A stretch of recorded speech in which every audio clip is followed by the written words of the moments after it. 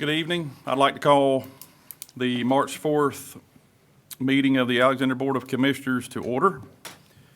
At this time, I will call on Commissioner Kent Herman for our invocation, and then I will lead the Pledge of Allegiance. You would bow with me. Dear Heavenly Father, just thank you for letting us come here this afternoon. Thank you for this board. Thank you for all the citizens that showed up here this afternoon for this meeting. Just lead and guide and direct us in everything we do here. Be pleasing in your sight. Be with our first responders and our firemen, our deputies, all of our law enforcement. Be with them.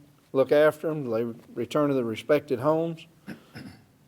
Just help us to make aware of all the politicians that would do things pleasing in your sight. There's so much unrest in this world today, and get them back closer to you and doing the things that are important to the citizens in these different countries, dear Lord. And now be with all of us as we return back to our respected homes. Keep us safe till we return. In your name I pray. Amen. Amen. Would face the flag, please. Attention, salute, pledge. I pledge allegiance to the flag of the United States of America and to the republic for which it stands, one nation, under God, indivisible, with liberty and justice for all. Thank you. You may be seated.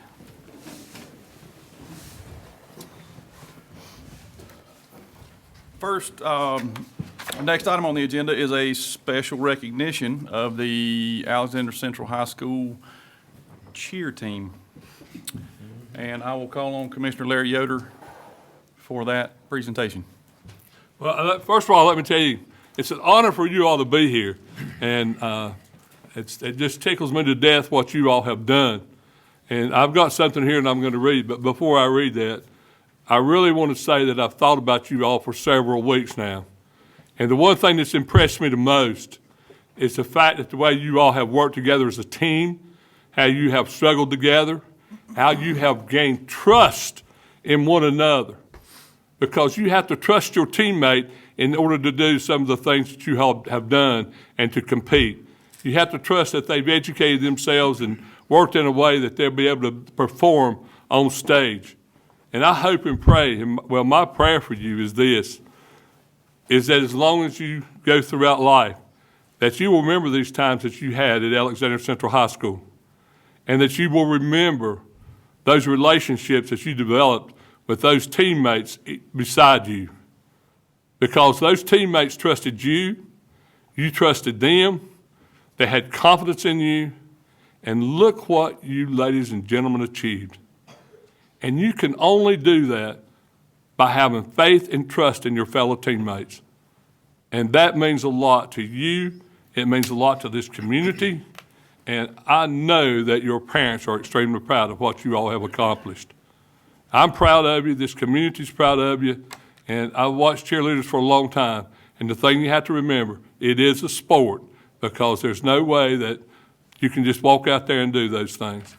And I think it's the thing that I'm just thrilled to death about, though, is the fact of the teamwork and the confidence building and how you learn to work together to make things happen. That's going to be vitally important to you down the road and in life. It'll be vitally important to you because the people that you work beside of, the people that you deal with each day in life, you're going to have to learn how to trust people and to respect one another and to work together. That's a valuable lesson for you. And I am so proud of you all for accomplishing that.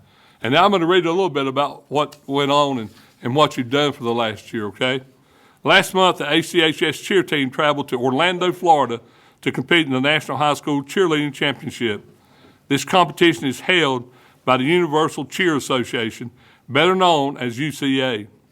The team competed in the super large D2 non-double varsity game day division before traveling to nationals. The team competed in multiple regional and state competitions. They placed first at Davidson College Spirit Invitational, first at UCA Piedmont Regional, where the team earned a bid to the Nationals. That was the big one. First place in their division, Grand Game Day champions, and overall high scorer at all-day cheerleading Piedmont Regional. 4th at the North Carolina High School Athletic Cheerleading Invitational. 1st at North Carolina Cheer Coaches Association State Championship. This team is back-to-back state champions as well. The team put on an excellent performance in the semifinals, which earned them a spot in the finals. They were able to bring home 7th in the nation in their division. This is the cheer team's first time competing in the national competition at the history of the ACHS cheer. Now, the team members include Grant Sizemore, and if I mispronounce your name, understand one thing, I totally apologize before it may happen, okay? So don't laugh at me now. Wait till I do it, then laugh, okay? All right, but Grant Sizemore, Lane Krause, Tori Andros. Did I say that right? All right, okay. All right, Alicia Barnes, Riley Parsons, Ella Boston, Reese Buff, Peyton Seitz. This is the good one right here. No, it isn't. Mackenzie Hollingsworth, Grace Gomez, Ania Taylor, Lauren Eckerd, Jordan Hughes, Tina Little, Candace Childers, Celeste Steichleather, Lily Cornett, Cheyenne Honeycutt, Alicia Bumgarner, Addison Head, Gracie Evans, Emma Coley, Ella Preston, McKenna Harrell, Ava Hickerson, Bray Pennell, Reagan Sharp, Kendi Rollins, and Maria Miller. And the coaches are, and folks, you couldn't do this without your coaches. The coaches instilled in you that leadership ability that they had in order to bring out the best in you. And there were probably days that you went home and said, oh, do I really have to go back? But you got, when things would happen, you would respond, and you did what the coaches asked you. The team coaches are Autumn Roberts, Mindy Sievert, and Kelly Huffman. And guys, I can't say enough good things about you. Thank y'all.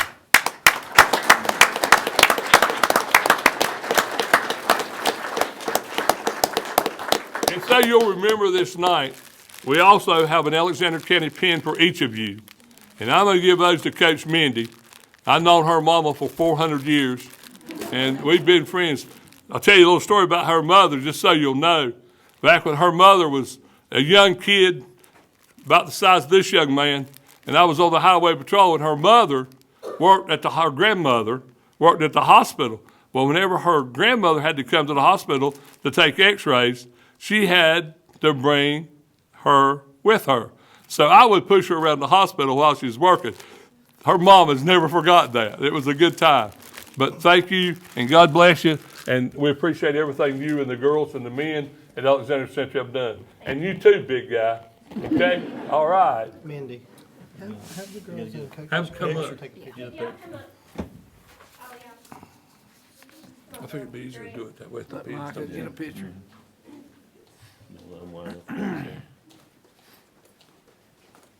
And then y'all have to wear your smiling faces and, see, I know how to do that. That's the easy part, right? Yeah, this is our state banner, and then this is the trophy for national. Okay, yeah. Hold it up in front of Hold you. those out Yeah. and put the banner out. Put it out. We Stand get right in pic- front of us, that way we're. Block us and we'll be doing great. Oh, yes. This is about you, ladies and gentlemen. Do we want to stand up behind them? No, let them have I'll say it. that. This is theirs. Shane asked, yeah, I'm good. Is that all right? Yeah, I'm good. Mandy, your dad's home? Yeah. Okay, all right. Yeah. You can put the trophy in front of us. Well, if y'all want, I guess we could stand up. I think y'all- Come on, stand up, guys. All right, we will. We'll stand up. We scoot over. Mayor, come over here. Hey, scoot. Y'all scoot in a little bit.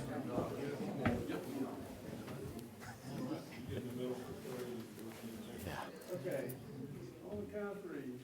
1, 2, 3, and one more. On the count of three. 1, 2, 3, and wait. Anybody else want to say a picture? You come up.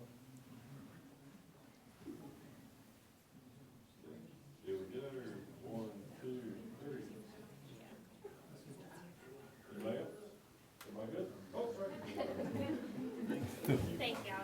Thank you.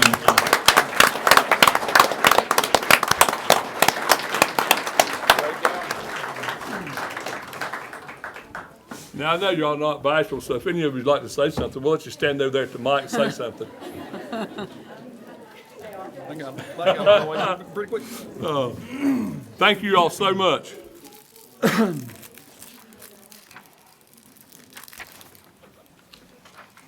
Next item on our agenda is Commissioners' Report. Do any commissioners have anything they would like to report to the board?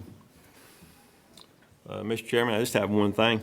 Since we're into the cheerleading recognition, Lady Wildcats in Wittenberg, 9-10 girls, had a perfect season. 16 games, 0 losses. Won the pre-season tournament, all the season games. End of season tournament, won that. The girls' names are Abby Huffman, Ava Johnson, Lexi Kerrigan, Macy Walker, Claire Presnell, and McKenna Austin. Mark Presnell was the coach of that team, and just like to recognize that for those girls. That's a pretty big accomplishment to win those games. And thank you. Anybody else?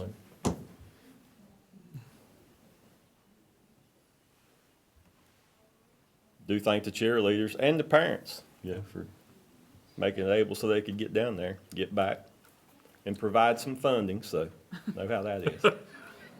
One thing I'll mention, obviously tomorrow is Election Day, and I just wanted to say how much we appreciate our Board of Elections and the job they do. Previous elections have always run very smoothly, and from what I understand, the current election is also running very smoothly to this point. And just want to mention the Board of Elections and staff, and say we appreciate what they do, and good job. Anyone else? All right, moving right along. Gentlemen, we need to, with the adoption of our agenda, there are 2 things that needed to be added to the consent agenda. That information has been given to you. One pertains to inspection, building inspection, permit fee changes, and the other pertains to Sterling Road, the CDBG grant requiring some lead-based paint be removed. Make a motion to adopt the agenda as given and include the additions. Second. Have a motion and a second. Is there any additional discussion? If not, all in favor, please raise your right hand. Any opposed? Passes unanimously. Next item on the agenda is public comment. Madam Clerk, we had no one sign up, is that correct? No one signed up. That made that one easy. Next on the agenda is Old Wittenberg School property right of first refusal.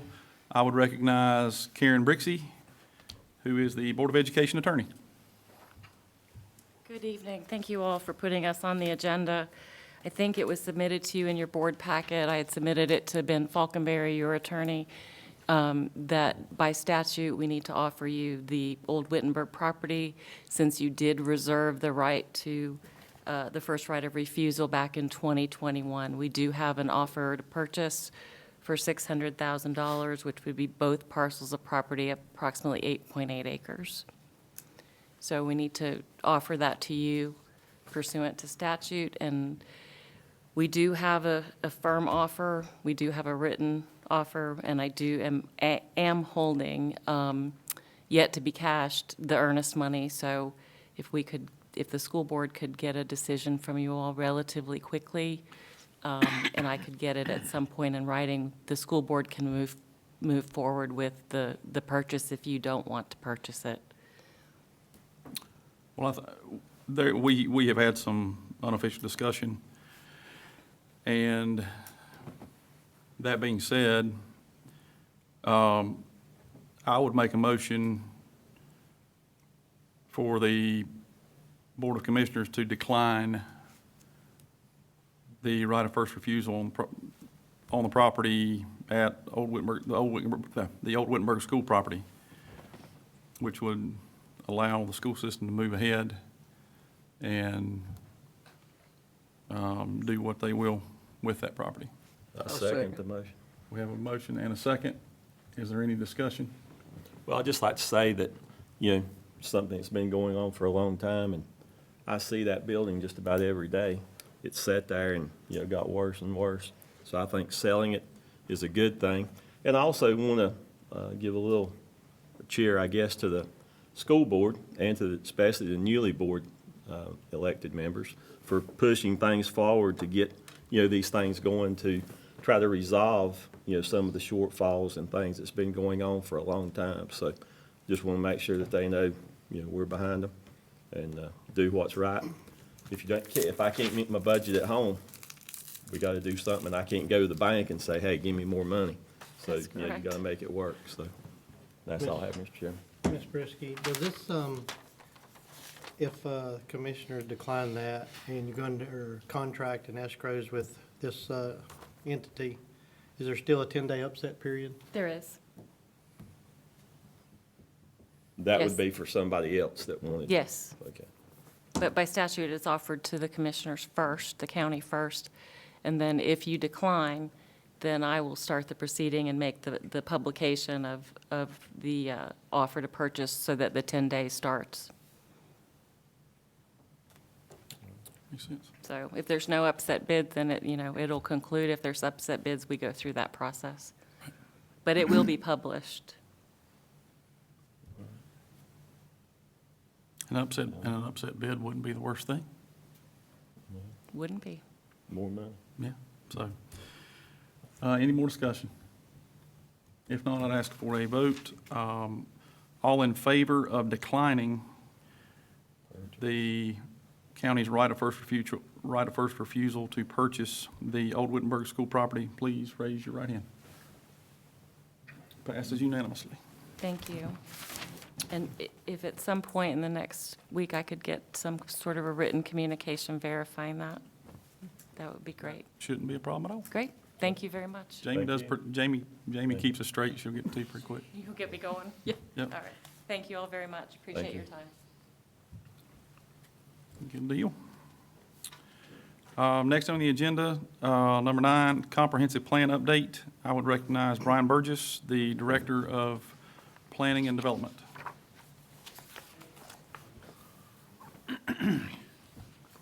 Thank you, Chairman Lowe, Commissioners.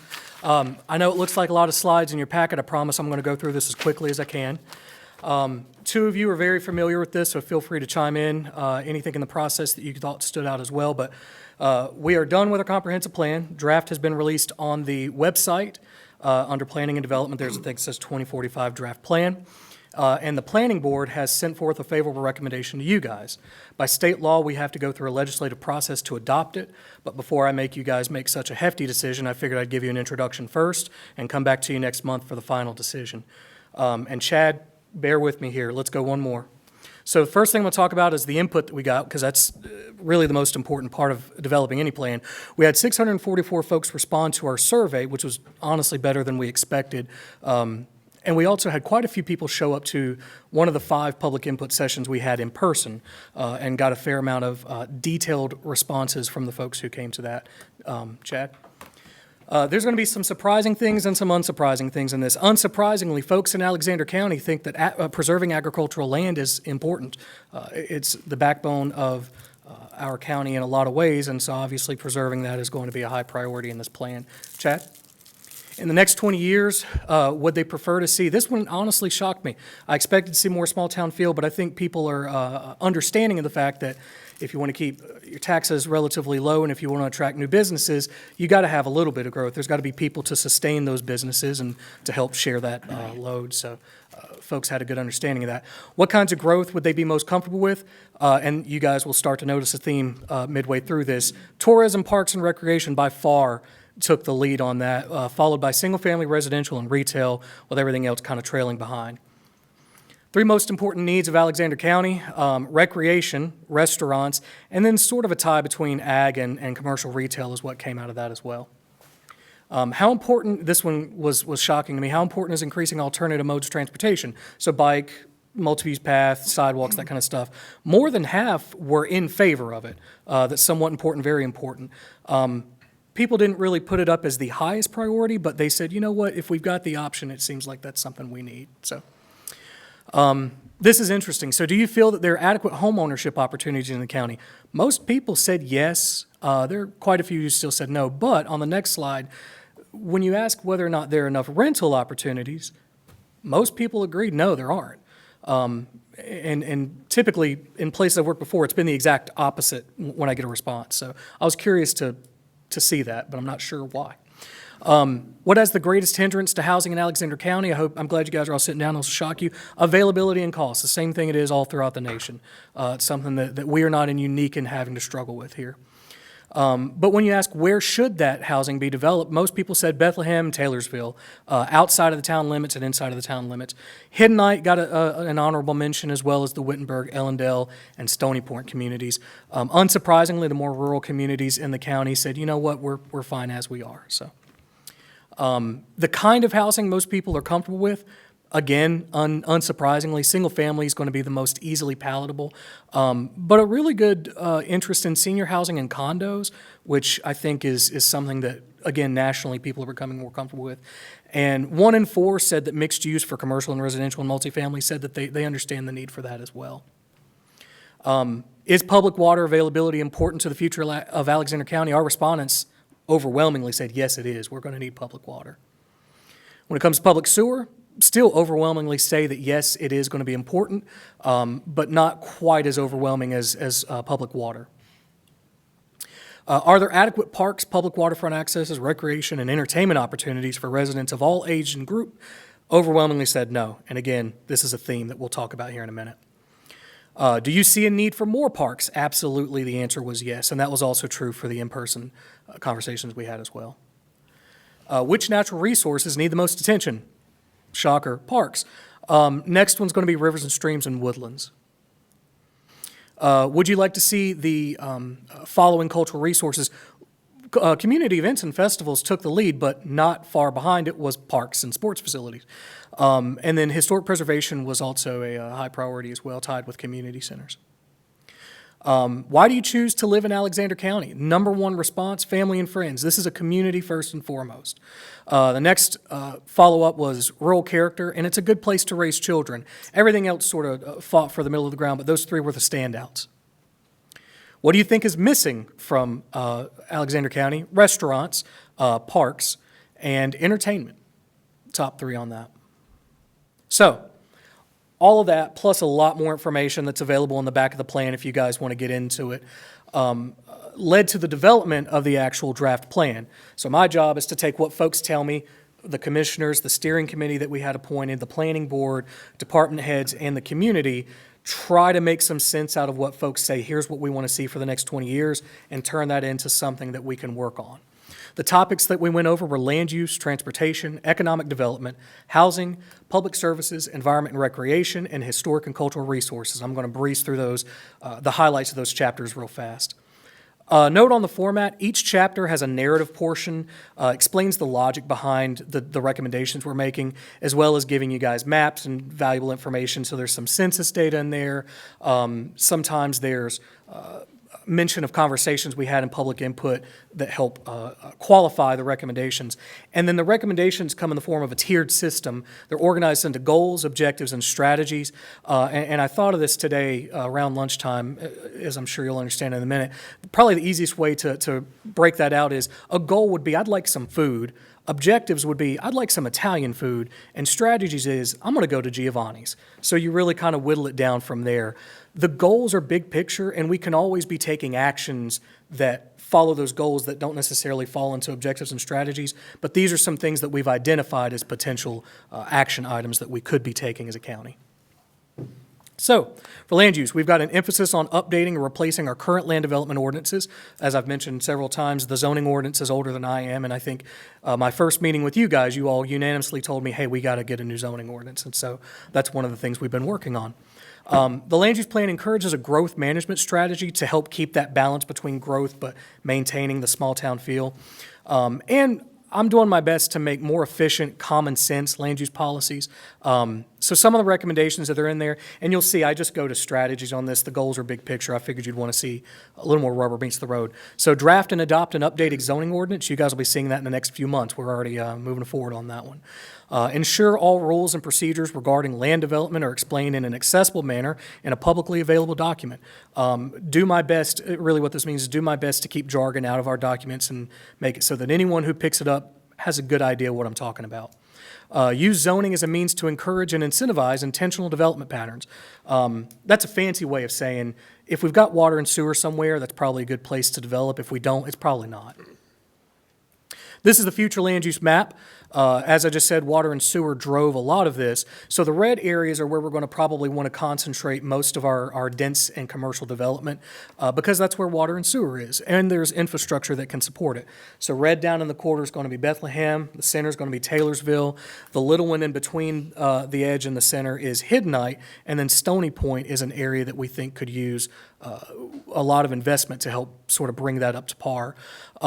It's hard to tell on this. There's sort of an orange hue in between that's going to be medium density. There's some water, there's some sewer, but it's definitely not set up to support the same things, say, the town of Taylorsville or Bethlehem can. The yellow is rural. That's where a lot of our farmland is focused. It's where we have topography that doesn't necessarily make it easy to develop. The green are environmentally sensitive areas or farmland preservation areas, so things like floodplain, steep ridges, and again, anything that's in the farmland preservation ordinance. And then the purple is industrial, and most of those are just focused on sites that we already have that we're working on. And finally, blue are community service areas. Those are going to be the little nodes that you see, say on 16 where Ospelaw Dam comes off, there's a convenience store. Light commercial makes sense there, but you definitely don't want a Walmart, that kind of thing. So. Next chapter, transportation. We focused on vital corridors, emphasizing multimodal transportation, and identify problem areas for correction. This is a relatively short chapter because our fate is largely decided by the Metropolitan Planning Organization, which Commissioner Yoder sits on the TAC for, and can tell you that it's a complicated process and it's a regional effort. And so we focused on really the areas that we want to take to them and say, this is where we want to see investment in Alexander County. So for example, developing community identifiers such as signage, landscaping, core community centers in order to promote what's called a sense of place for each community. Bethlehem's already working on that. Bud Kaywood here has been working very hard on getting signage placed in Bethlehem to sort of let people know you're in Bethlehem and here's what's available here. Developing a countywide bike ped plan to identify and prioritize infrastructure improvements such as sidewalks, bike lanes, and pedestrian crossings. That's another thing that we're moving forward on already. In your consent agenda tonight is a resolution to support me going after some money from the state to have them do a bike ped plan for us and do all of the work for a very, very small fraction of the cost.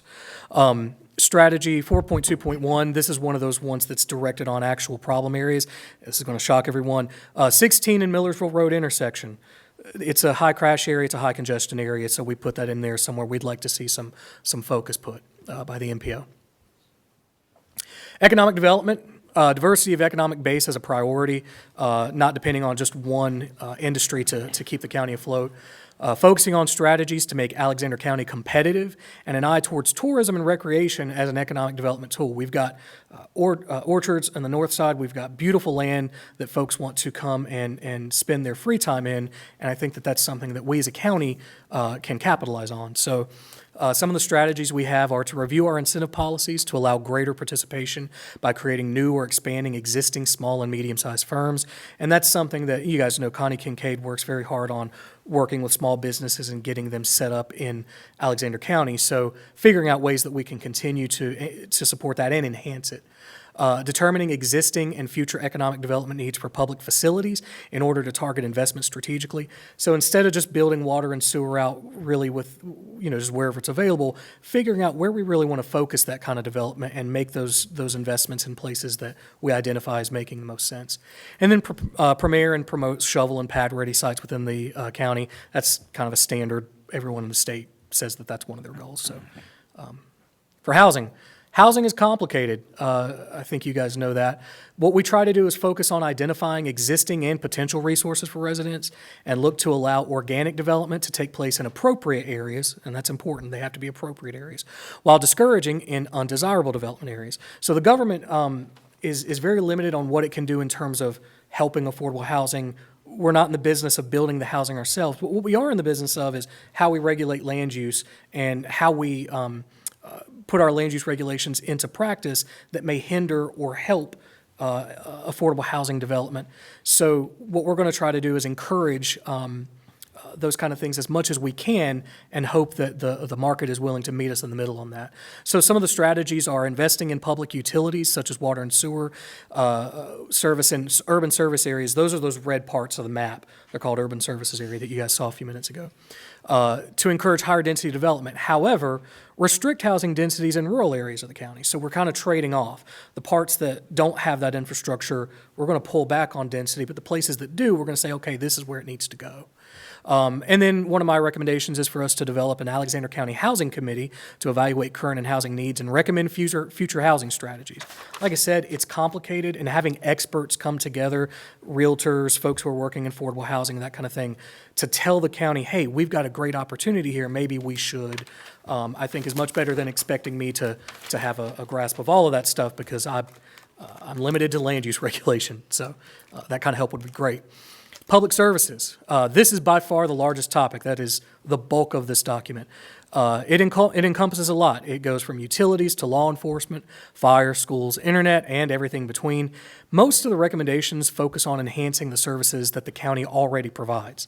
So, for example, one of the strategies is to work with local organizations and county staff to identify the specific needs and preferences of the community and incorporate them into the development and improvement of public facilities, which is basically us saying, where does it make sense to be spending our money on infrastructure? Work with the county planning, public information officer, and other departments to help increase public input on incoming plans. One of the things that I would like to have more of is opportunities for folks to come tell us what they want to see. I noticed during the public input sessions, there were a lot of folks who said, just thank you for coming to speak to us. And I'm like, well, this is kind of routine, or like, we're not used to this kind of thing. I'm more than happy to keep going out to the community and having those conversations and reporting back on what folks are telling us, because that's the way to make sure we're doing what they ask us to do. And then working to lower response times when responding to emergency calls. It's that kind of nuts and bolts stuff you're going to find in the public services chapter. Environment and recreation. So one of the biggest topics we heard about was soccer. We also seek to link the importance of environmental conservation to recreational opportunities. It's really hard to take your kid to an industrial waste site and have them play safely. So we have to keep our environment clean and pristine if we want to have these places to take our families. We also are aiming to find low-cost but high-impact recreation and conservation solutions. What do we have already, and what can we be doing with it without spending a ton of money? And then soccer. I can't stress this enough. The folks who came out in favor of soccer are the most organized people I've ever met in any community, and I applaud them because they showed up, but they showed up. And so some of the recommendations we have: develop a countywide parks and recreation master plan to identify and prioritize the needs of different populations, including seniors, people with disabilities, and low-income families.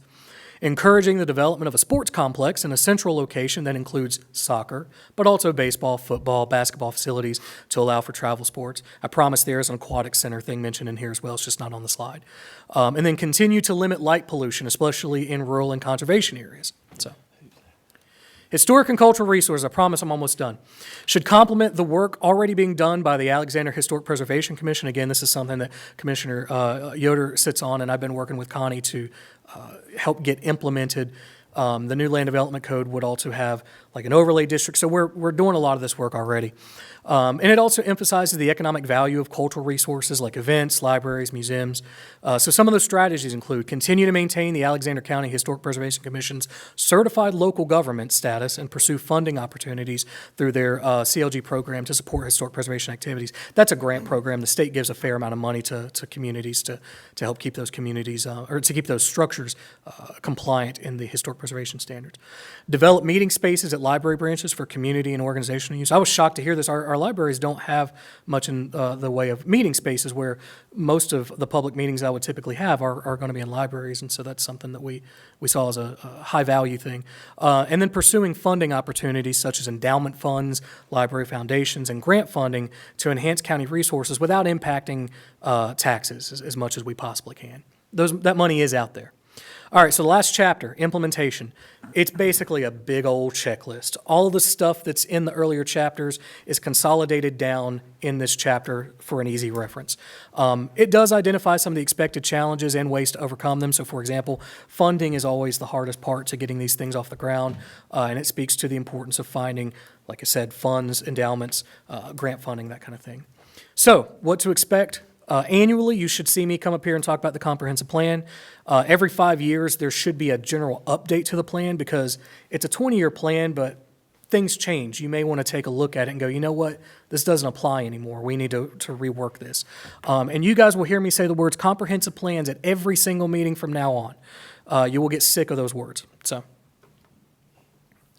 So next month, Planning Board's already sent forth a favorable recommendation.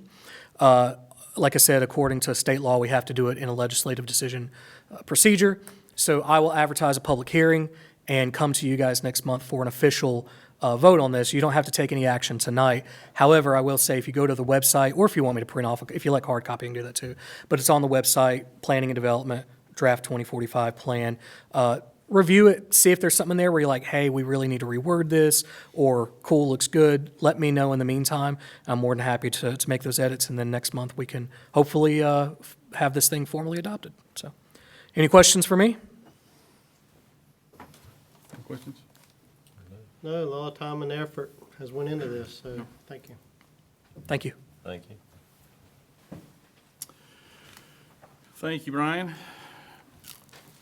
Next on the agenda is the Bowman Court Sewer Project bid discussion. I would recognize County Manager Shane Fox. Thank you, Board of Commissioners. I'll start by just making a few comments about the comprehensive plan. So my past history of comprehensive plans, number one, is that it's outsourced. So the fact that Brian and his staff has put the time and effort into this plan is tremendous. Typical plans of this size are excess of $100,000. Some can be as much as $200,000. He and his staff have put in the time and effort at no cost outside of his typical county cost that he has to us, and some printing and some materials and et cetera, but very, very little cost. The overall comprehensive plan is a tremendous document that can be used all the way through the next comprehensive plan for all things development, all things of consideration that come before you. We can look back on and obviously reference the work that's been put into that. So I just want to say thank you from my position to Brian and his staff for putting in the work and the effort and saving the taxpayers more than 6 figures worth of money that typically would be paid out to a third party. So very appreciative of the work that's gone before you tonight and within the plan. First, I've got a couple things in front of me, but I'll start with the Bowman Court Sewer Project. So this is something that's been talked about now for the last couple years. We started on January the 30th by opening bids or hoping to open bids. We did not receive the 3 required bids, so then we re-advertised for 14 days. On February the 13th, we received 2 bids. However, both of those bids are higher than our current budget. So staff recommendation tonight is fairly simple. We're asking you all to consider refusing these 2 bids, rejecting these 2 bids, and allowing us to go back out. We're currently working with our engineer, McGill and Associates, to reevaluate the scope of this project and hopeful that we will rebid and have lower cost to bring before you next month. So staff recommendation is that we reject the 2 bids that we received on February the 13th. Be happy to answer any questions you might have. Any questions? If not, do we have a motion to reject the 2 current bids on the Bowman Court Sewer Project at this time? Mr. Chairman, go ahead. Make a motion to reject the 2 bids on Bowman Court Sewer Project. Second. We have a motion and a second. Any discussion? All in favor, please raise your right hand. Passes unanimously. We'll Thank you. have that rebid, please. Absolutely. Next item, budget ordinance amendments, numbers 17 through 20. Shane Fox, County Manager. Absolutely. Start with number 17. 17 is comprised of 4 different sections. All 4 are new monies coming into the county. The first is to DSS through the VIA Child Welfare Funds. The second is the Senior Center through Senior Medicare Patrol Project Grant. The third is the Detention Center through the 2023 Brian JAG Federal Grant that's passed through. And the fourth is a private donation for a purchase of a canine vest. Again, all 4 of these are new monies coming into the county to purchase or to expend towards each one of those respective departments. Number 18 is a budget true-up to the fire departments. Anytime we have a revalve year like we had this past year, we make estimates with the best information that we have. We're now asking you all to consider budget amendment number 18, which is truing that up, which is additional monies that were paid in each one of the respective fire districts to be paid out to those fire districts. So again, you have before you the amounts for all 8 fire districts. Again, these are not additional expenditures. These are additional monies received through the tax process and the receiving of those tax monies. The third tonight is number 19. This is to close out the 2018 water line extension project. So that is 6 years old, but this is the final drawdown and final payment of the project, and asking you all to consider number 19, which is a closing out of that capital project and allows that capital project to go to zero. We are returning some monies back to the general fund, which again is positive. And then number 20 finally is allowing for the collection and use of interest monies off of the American Rescue Plan Special Revenue Fund monies that have been sitting within our bank account. As you know, interest rates considerably higher than what we've had in the past, so we're asking to utilize those towards additional projects that we have within our capital project fund. Again, that's new money coming in, not asking for any old money coming out. That's 17, 18, 19, and 20 for your consideration tonight. Any questions? I'll be glad to answer them. Any questions? Just one question, Mr. Chairman and County Manager. I guess in number 18, East Alexander Fire District, that would include Stony Point Fire That is Department, correct. That is correct. Thank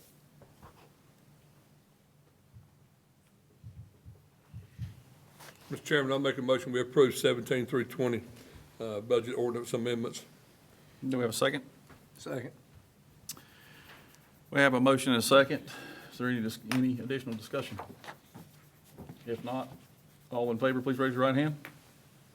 Passes unanimously.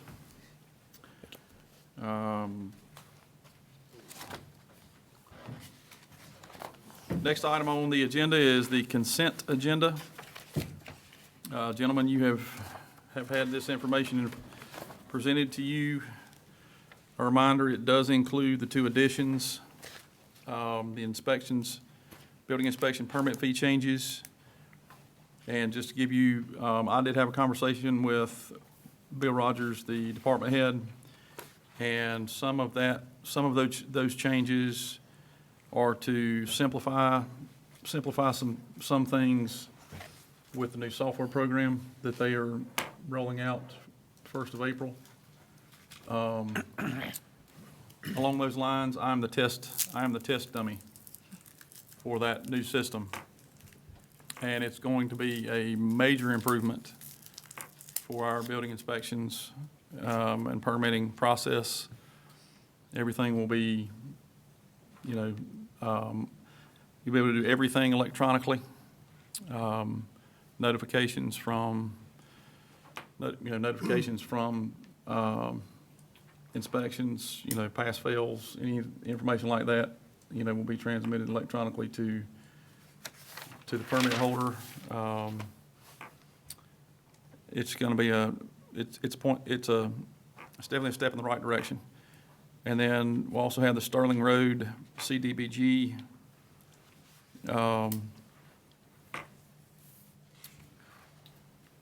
grant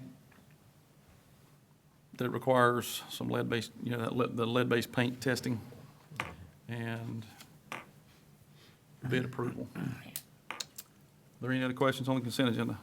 If not, do I have a motion for Make a approval? motion to approve consent agenda with the additions. Second. Motion and a second. Any other discussion? If not, all in favor, please raise your right hand. Unanimous. Next on the agenda, number 13, County Manager's Report. Back to Shane Fox, County Manager. Thank you, Mr. Chairman. Got an update tonight on a few things. I'll start, didn't mention this earlier during the budget ordinances, but I think it's important. We'll talk in a few moments about the budget meetings that we held last week, and just want to share my appreciation with the county finance staff and the work that they've put in this past year on all things budget-related. So we did have 17, 18, 19, and 20 tonight for your consideration and approval for the budget ordinances. We were at 52 this time last year and 75 2 years ago. So a lot of great work going on within the finance staff, and I'm very appreciative of their work and their effort they put forth. The week of the 19th, so a week before last, the finance staff and myself had an opportunity to spend that week meeting with the department heads. So we took 32 meetings, I think, total that week, met with all the department heads to discuss this past year and past years' worth of budget information, also discussed upcoming needs and wants as we go into the 24-25 process, and had great results throughout that week with conversations of all things related to Alexander County. So I want to again thank the department heads, all 32, for meeting the week of the 19th, also the finance staff for being willing to meet for that many meetings within a 5-day span. Was somewhat exhausting, I think, to a lot of folks involved, but very appreciative and very good work at the end of the week that we were able to accomplish. Update, as always, on projects. We've got a lot of exciting things going on. Bethlehem Park project is underway. If you've driven down there, there's a chain now blocking off the drive. Electrical work started this week or today, and lighting should go in soon, and the building demolition, I think, is scheduled for later this week or first next week. So you'll see a lot of progress going on the Bethlehem Park project. Again, we presented that last month, a full, overwhelming review of that park, and all things will be, left new or be put new. Bethlehem Tank project, that work is going forth. You did approve tonight purchase of land for that tank, so we're appreciative of that and moving forward. Again, that's to provide another water tank to the Bethlehem area because of growth and pressure issues in that area, and that again is paid for just like the Bethlehem Park. This project is paid for through state appropriations.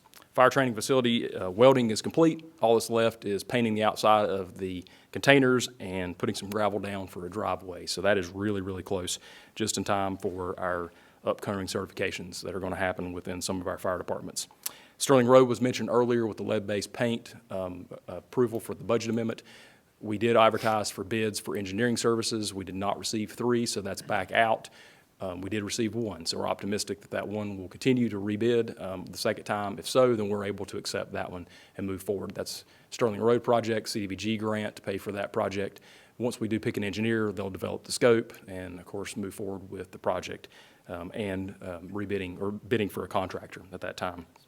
EMS building and health canopy are both underway. EMS building extension on Station 1 is moving from the architect soon to the bid process, so we're optimistic that that'll happen fairly quickly, and the health canopy work started, I believe, today or this week. So the concrete has been removed and the canopy work is begun, and that should take about 6 weeks, I believe, is what I was told for that project to be completed. So a lot of good things going on within the county, a lot of projects. Also, it's budget season, if I didn't mention that earlier. So any questions I can answer for you, I'd be glad to. I'll just say good work. Thank you.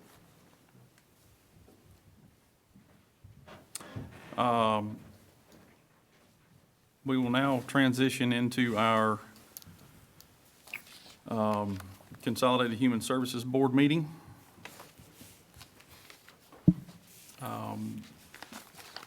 Did anyone sign up for public comment? We had no public comment. Volunteers? Next item will be the public health report. I would recognize Billy Walker, Health Director.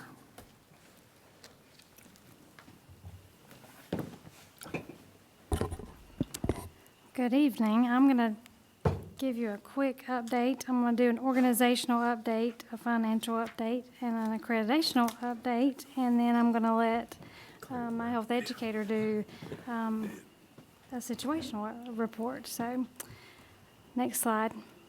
The organizational updates that I have for you are the vacancies, our advisory board vacancies. We still have the ophthalmologist and the engineer vacancies, and then our staff vacancies. We did hire an administrative assistant, Chelsea Ellis. She transferred from the front desk into this position in December. So we are still trying to hire her position as front desk, and that's the processing assistant. That is open until filled. Dental assistant is open until filled, and then the environmental health specialist, we were doing the interview process, but it is now open until filled.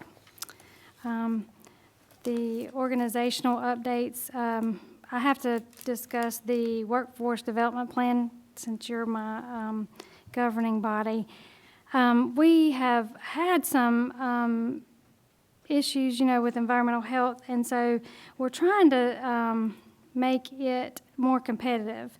And so we looked at how do we do that. So I talked to some of the schools that offer environmental health programs, and so I asked if they would be willing for us to come and participate in their job fairs, and they said yes, and maybe even send interns to Alexander County to work with our environmental health team. And so I'm incorporating that into our plan. So I just have to make y'all aware that I'm doing that. And I think that'll be beneficial for our county. Because I think too, I think Alexander County's small, but I think some interns coming to a small county may see that that's an enjoyable, instead of going to a bigger county. I think we do things a little different here. Financial updates, I'm just going to hit on what the county manager said. We've been working this month on the budget pretty hard in-house and then with the county manager and finance. We're also going to push back the fee approval process. We normally do that in February, but we're going to push it back until May and bring it to you in June to approve. Accreditation. It says almost at the 2-year mark, but I did this for our advisory board last month, so we are actually at the 2-year mark now, because it's March 1st, 2026, we're going to get that 90-day letter. So then the program letter will be April the 15th of 2026, and then it'll be our HDSAI will be due to the state June 1, 2026, and then they'll be here either in September or October in 2026. And so every time we're here, you'll probably hear something about accreditation. And then it is time for your annual board training, and we have no new board members, so this is just annual training. And this is due to accreditation, and I put the benchmarks. It's the 36.1, 36.2, and 36.3. And this training provides the board with important information regarding your role as your rule-making duties, your advocacy role, and keeping you up to date with emergency governance and public health issues.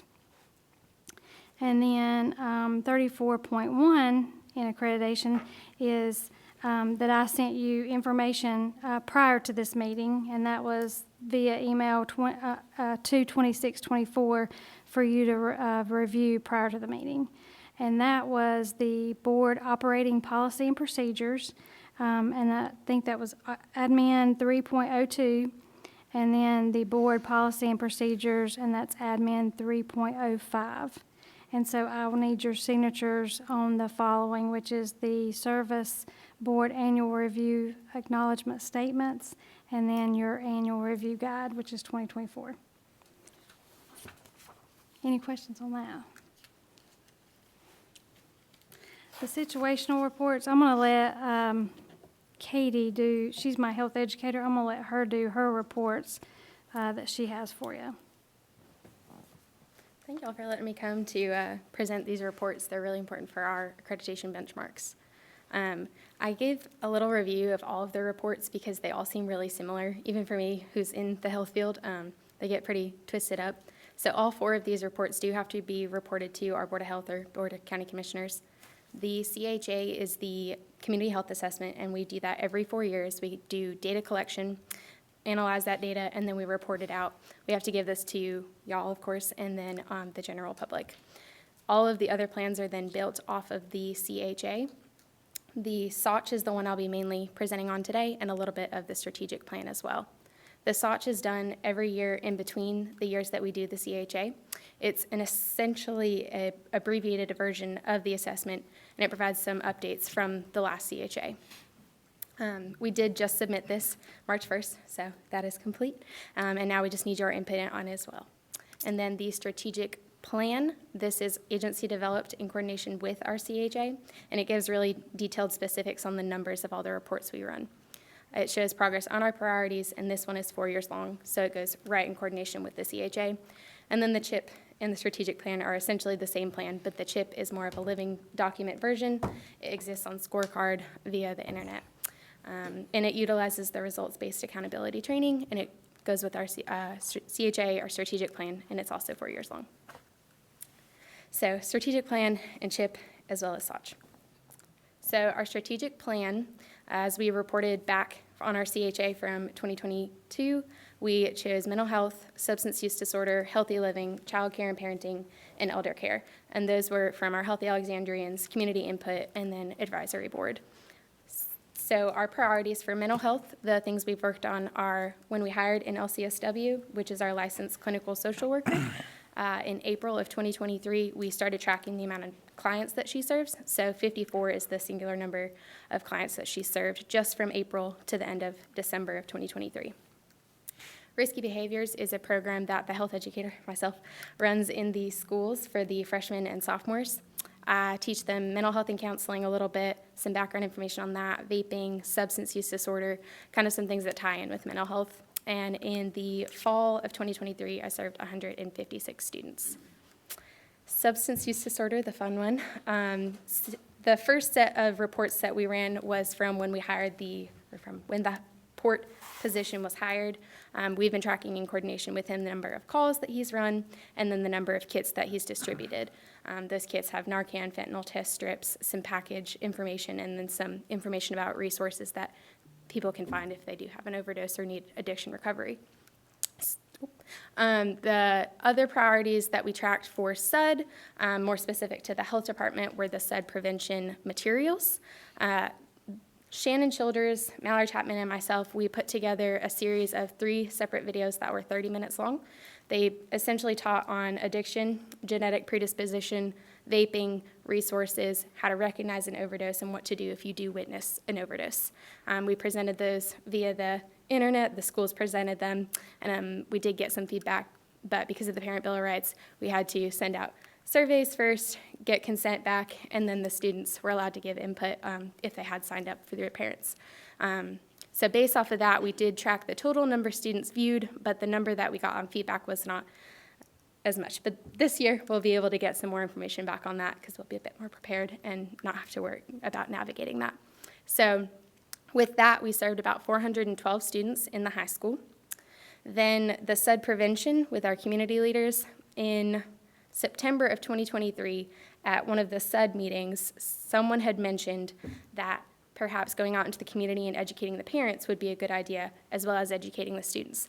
So Mallory Chapman and I, we developed a SUD prevention material presentation for churches that's kind of similar and goes hand in hand with what the students are learning, but it targets parents. So it teaches parents how to recognize if their children might be using any kind of drugs, if they might be addicted, behavioral changes, and then also how to distribute Narcan and get help for their children. Or we do have a lot of grandparents in this area who are the primary caregivers for adolescents. So it also teaches grandparents how to navigate social media, see if their students are maybe sending money that they shouldn't be sending and those kind of things.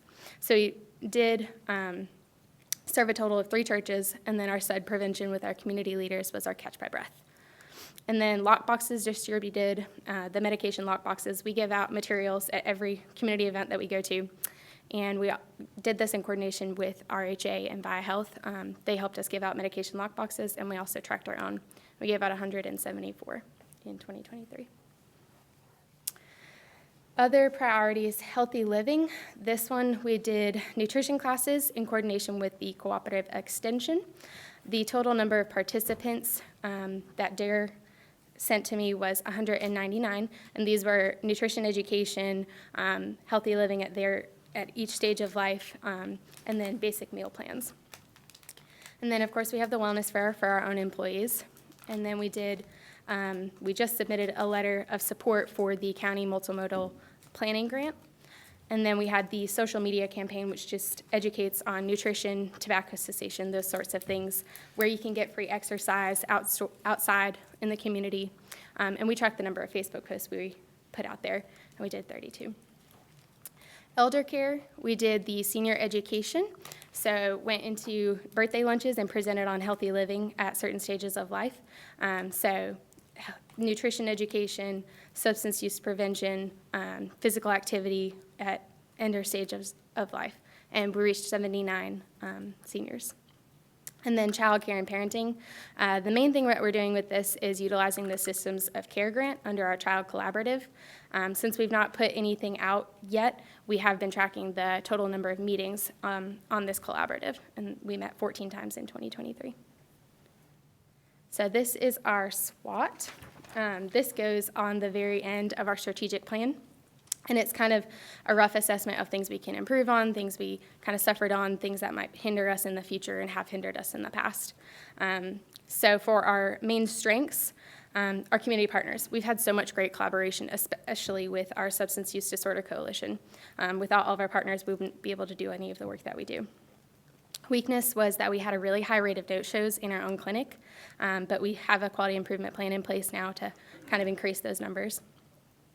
Threats would be the Parent Bill of Rights, but that's no longer really a problem. We've kind of learned a way in cooperation with the school system to navigate that, which we're really appreciative of their help.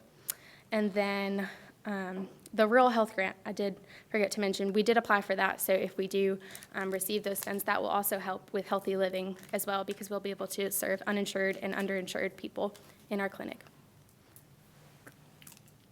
Okay, so the SOCH is almost the exact same report as what I just gave you all of the numbers for, so you can go into the next slide. This is the one, like I said, it's in between all the years of the CHA. We just submitted it, and we will hopefully get our approval letter around April or May. Now, this is something we do have to report to y'all for our benchmarks for accreditation, so like I said, thank you so much for letting me come. So since the 2022 CHA, our demographics and our target populations have remained unchanged, so they're the same. Our priorities are the same, though, based off of our advisor from the state. She said to separate mental health and substance use disorder. And we took that to our advisory board, and they approved the change. So the reason we kind of made that change was because some people may have mental health, and usually if someone has substance use disorder, it's tied to mental health, but not always is mental health tied to substance use disorder. So that's why we made the separation and have 5 priorities. Our target populations, like I said, they've not changed at all since our 2022 CHA. So we still have adults and children with mental health services, adults and children in need of substance use disorder treatment, individuals with limited transportation and resources. This was not one of our main priorities, but it is one of our target populations, so there's a little bit of a separation there. Individuals who are non-English speaking. That flyer there on the right, you can see we coordinated with the local interagency coordinating coalition to host a fully Spanish presentation for parents. So that was a huge benefit to our community. And then individuals with low income or those who are uninsured. And I posted at the very, very bottom a little, I don't know if you can see it, but it says 12.9% of persons without health insurance under the age of 65. And that was as of 2023 before Medicaid expansion. So those numbers may be different for 2024 now and maybe a little bit reduced. Progress on our priorities. This is all of that information that I just discussed in the strategic plan. So if you have questions, let me know, but it is all the same information. Go to the next one. Looking forward to 2024, mental health first aid. We are hosting 2 separate classes at the health department, completely free for everyone, community members, community partners, county employees. It is now full, but we're planning to host another class later in the year. We're doing a youth and adult mental health first aid class. And then another on the rise, which we don't have locked down a date yet, but once we do, I'm really excited about it, is the suicide prevention. It's called ASSIST, and we're doing that in coordination with VIA Health. And then with SUD, we do have the parent presentation coming up on March 27th from 5:30 to 6:30. Again, that's completely free. Mallory Chapman, Shannon Childers, Chad Pennell, and myself, we're all going to present these materials to the school for all of the parents to be able to know and recognize the signs of addiction, genetic predispositions, those kind of things, so that they're more aware of what's going on with their children. Emerging issues, morbidity and mortality changes. The most significant change from the 2022 CHA to our 2023 SOCH was that we no longer tracked COVID deaths, or COVID numbers. We're tracking COVID deaths only because we had that big switch. COVID's no longer one of the top. We switched back to the non-communicable diseases being in the top, so heart disease, cancer, those types of things. In 2023 and now 2024, we've seen a huge rise in the case of measles across the United States. We've also seen a rise in pediatric deaths from the flu. Of course, and unfortunately, mental health and SUD are still on the rise. We're still seeing rates of addiction rising and overdoses rising. E-cigarette usage continues to rise, and we see that with the school system as well. They're doing a great job trying to combat that, so I applaud them on their efforts. But unfortunately, we don't know the long-term health effects of vaping still. There has been a rise in cases of syphilis, and then, like I said earlier, the increase in poverty and unemployment. So paused or discontinued efforts since our 2022 CHA, like I just stated, because of the state of emergency ending on May 11th in 2023, we stopped tracking the rates of COVID, but we are still tracking deaths. And then we put an end to the Mid-South Lifestyle Program. Looking ahead, we do have our 2026 accreditation cycle. We're halfway there. Expanding SUD prevention materials in our community, and the mental health and first aid, maybe opening more classes to the public.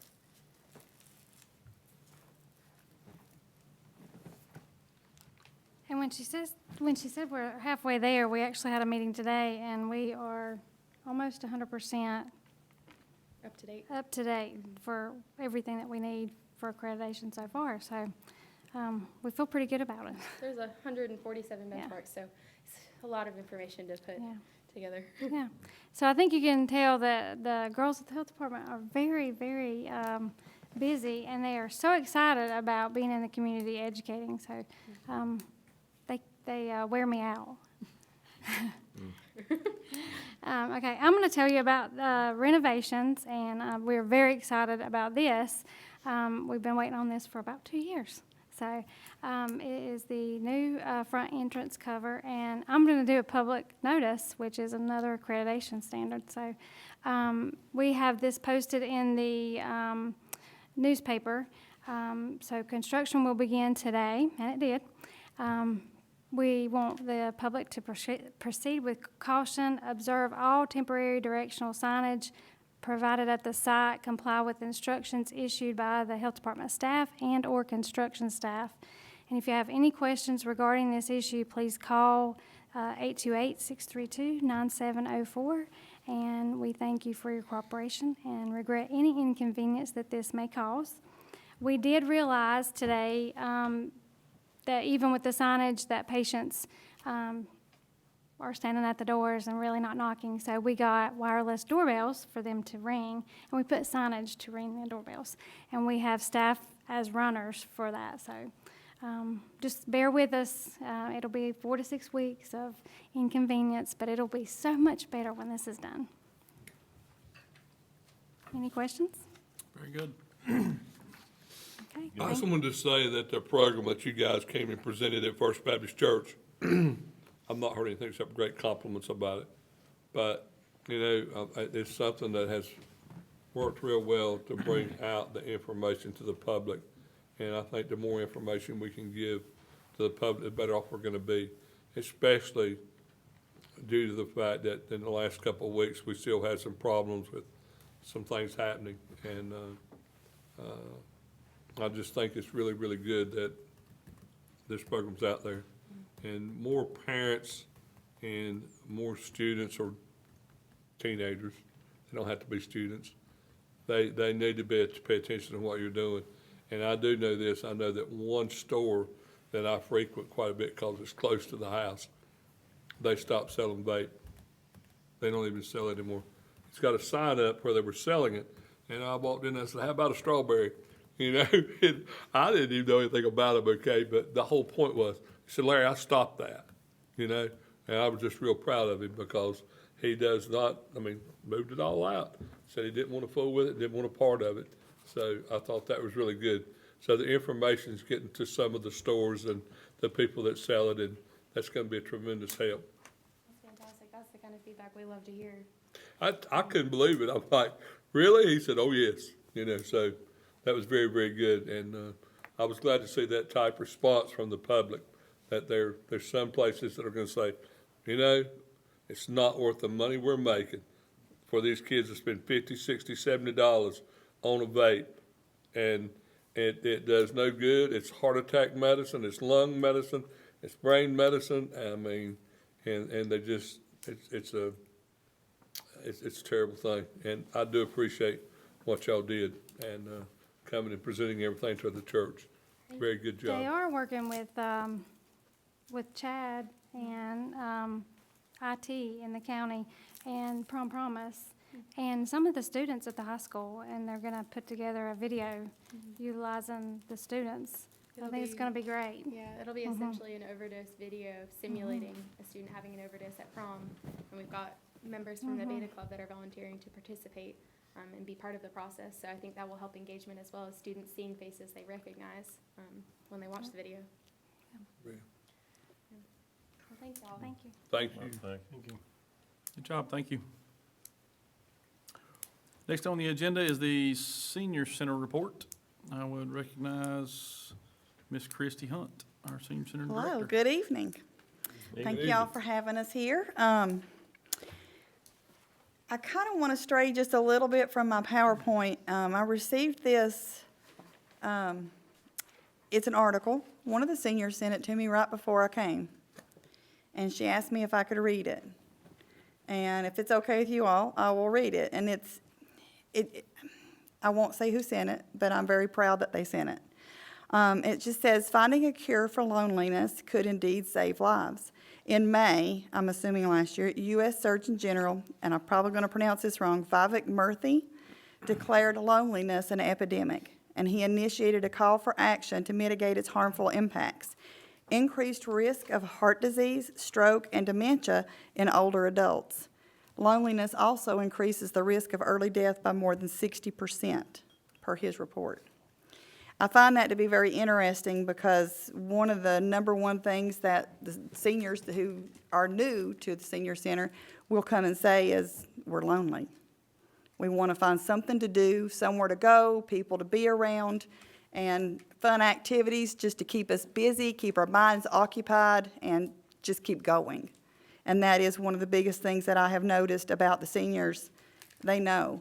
The ones that come and see us, they know. They have to keep going, they have to keep moving. Because once you stop, that's it. You know, so that said, now we can present this. Our bingo and birthday lunches, and I say this every time I come, they're really doing well. We actually broke a record Friday. We started signups for bingo and birthday lunches at 8 a.m. By 8:40, we already filled up. We had 50 signups. It was a little crazy that morning. You know, it was great, but it was a little crazy. The phones were ringing off the hook. People were coming in left and right, and we kind of just divided and conquered a little bit, but it was great. I love it. I love to see the people come out. It's just a lot of fun. So, you know, we're just going to keep going.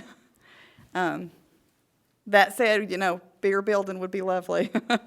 So we can have more people there. We have like 10 people on the waiting list right now for the bingo, and it's amazing to see them. They will come and sit in the lobby and hope somebody don't show up. And it's kind of sad, but, you know, I just want to squeeze them in there, but there's only so much we can do. Okay, our Musicians Jam. You know, I've talked about this group before. It's a great group. It's on Monday mornings at 10 a.m. And thanks to Chad helping us with this, we are live on YouTube, and we are getting all kinds of people watching, lots of good comments, and our latest one that I just think is amazing is from New York. The guy said it sounds great in New York, so we're just going to be everywhere. AARP is there doing the taxes every Saturday at the Senior Center. Those appointments filled up in January, all the way through April, up till tax time. So they are busy and they are doing great. And those are free services, so it's great. We have a lot of good upcoming classes. A lot of these are our evidence-based classes. The pre-diabetes seminar would be great. Healthy living. We're going to do a garden class, which is going to be great because they're going to get to take home a plant. It's going to be either they have their choice of a tomato plant or a cucumber plant. So that will be really good, and they'll get to plant it there and do all kinds of fun things with it. Last year, we done the tie-dye T-shirts, and they had a great time with it, so they asked to do it again. Okay, that's fun. We'll do that. And then the barn quilting painting class will be on May 1st. Carol Mitchell is teaching that one, and that one should be fun too. Next is we did get the grant again this year for our Identity Theft Shred-a-thon event. That was a big hit last year. So we are doing it again since they gave us the money to do it. And our shred truck will be there on March 22nd. The Alexander County Partnership for Children will also be on site for a medication drop. So that should be fun, and I think we're going to have some more special guests on that too. Our Valentine's dance went really well. Y'all are going to have to start joining us for some of this stuff. Pop in. It says 99 people, but actually we ended up with 101. So we're good there, but it was a lot of fun. They had fun. We played games. We done the minute to win it games and give out prizes, and they just had a really good time. So I'm very proud of that. That was really good. It's just amazing to see them laugh and play and just it's great. So. Day trips will resume now that we don't have to hopefully worry about the bad weather. And you can see we have a good little list there. We always go out to eat because that's always good too. And then our big day, which will be May the 10th, our senior celebration. This is always huge. I think we ended up with over 130 people last year. Some were outside, so we're not counting that on our fire code thing. We have this in conjunction with the Unifor Senior Games. And those are always huge, and it's great. We do a fun walk with it, but we're having a DJ. We have our honey-baked ham box lunches. Greens, the Greens Skilled Nursing Facility are providing that for us. And then we have lots of other sponsors that they give us door prizes so that we hand that out, and there will be games to play in order to win those prizes again this year. Diamond Tours trips. Going great. We actually have enough now to go on the Mount Rushmore trip, so that should be fun. It's a good long trip, and I've heard good things about it so far. They're getting really excited. We've had some interest in the Ark and Creation Museum, and we've also already had people that's wanting to do the Myrtle Beach trip, so should be good there. Now here's the big one. We're very, very proud of this. Our Medicare savings. Now, of course, every year this can fluctuate. We never know what plans are going to charge. We never know, how things are going to go. We don't, as many times as we can advertise, we only have so many people that'll come in. So last year, you see, we saved $593,000, which is great. That's a huge number. To me, if I save somebody $10, then we're saving them that much money, and I'm glad of that. But we managed to hit over $1 million again this past year. $1,316,652. Very, very pleased with that. That's that much money our seniors here can stay, can keep in their pocket and spend it on other things that they need. And we had over 1,100 contacts. So that's a lot of good work. Very proud of my ladies for helping out with that, and my volunteers. Our participation, of course, is growing. At the bottom, you see there for January, our average daily attendance was 73.38. Last January's was 53.86, which is still amazing. Those numbers are still really good. But that is over a 36% increase from last year to this year. And I've actually run February's numbers, and I didn't bring them with me, but they're right up there at about a 30% increase too. So we are growing wonderfully. Okay, any questions? One, what's your building occupancy? 100. Okay. Yes, 100 is our technical fire code. But I was Mark, if just he's here, asking- may let us away with just I a was little just more. asking the question to see how you're tracking from 50-some to 70-some. Yeah, yeah. We have our My Senior Center, we call it My Senior Center. And it's our program where people supposed to check in, and typically they do. And, you know, we have a little card that they can check in with, and they choose what activity that they're there for. So that kind of records the data for us. But it's really good. And like I said, these parties, they're just beneficial for them, and it's just a great program. It really is. If I could offer things 7 days a week, that would be wonderful too. I don't know, it's just, I really enjoy seeing them come out. They need this. So, okay, any other questions? I'd just like to say the savings over $1 million, that's pretty huge. It's wonderful. We're very proud of that. That is amazing. The majority of the people that we see are in Alexander County. We do have some that will come see us from the other counties. I actually have a few that I handle out of Mecklenburg County and some out of Winston-Salem, but because it's word of mouth. Family members, they want us to handle theirs. So, very proud of that too. Okay?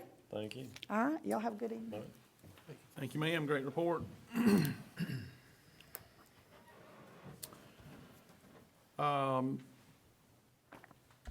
Next item, I will recognize County Manager Shane Fox. Thank you. I'm here tonight to give the update for the Department of Social Services.